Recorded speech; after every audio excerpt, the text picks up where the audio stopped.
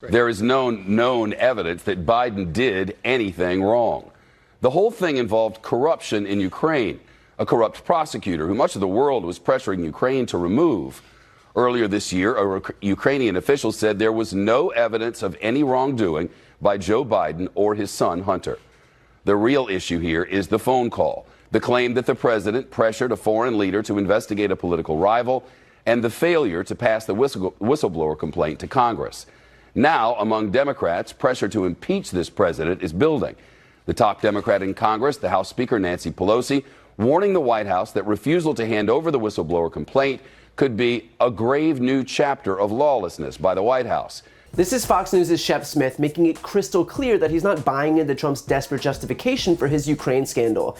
And that's because it's clearly a cover story for a political hit job. The fact is that Trump knows his party will rally behind whatever baseless accusations he throws around, just like they did for his voter fraud claims, his birtherism attacks against Obama, the Hillary Clinton email scandal. None of it was substantiated, and yet that was never the point. It was always just about sowing doubt, about manipulating his voters into believing that certain people weren't credible. Whether what he says is actually true is just an afterthought, because by the time he's inevitably proven wrong, the damage has already been done. But it seems that Trump's efforts to discredit Biden are proving more difficult to keep afloat, considering the route he took to try and manifest this scandal was arguably the single most illegal act he's committed in office. What's all but certain is that Trump withheld $250 million in military assistance to Ukraine, took a phone call with the country's new president during which he demanded 8 separate times that they investigate Biden, then released the $250 million along with another $140 million, which looks an awful lot like a sweetener, that even the country's president said he didn't expect. And then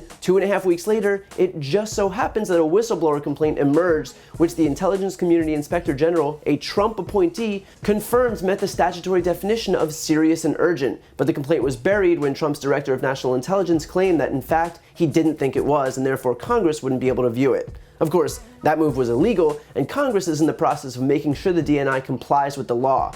In other words, what we have is Trump leveraging taxpayer-funded military aid on a foreign country investigating his political opponent for the express purpose of interfering in the 2020 election, and then orchestrating a cover-up by not allowing for the release of the whistleblower complaint. And to be clear, what he did over the last 2 years with regard to Russia was already impeachable, but this is truly beyond the pale in terms of corruption. And what's most ironic is that in his eternal desperation to use whatever means necessary to stay in power, he's actually pushed the needle further than ever toward impeachment, because it was only after his actions were revealed that a slew of Democrats who'd previously been silent on the issue, even those representing moderate or even Republican districts, suddenly came out in support of it. In a way, even after Mueller's Russia investigation uncovered a staggering 10 instances of obstruction of justice, after it showed that Trump's campaign cooperated with Russian officials looking to help Trump win in 2016, the fact that Democrats never managed to mobilize for impeachment was a huge win for Trump. He'd likely gotten away with the biggest scandal of any president in history, and yet his phone call to the Ukrainian president came literally 1 day after Mueller's testimony to Congress. He didn't even wait 24 hours until the dust had settled on one effort to conspire with a foreign power before he immediately dove headfirst into another effort to conspire with a foreign power.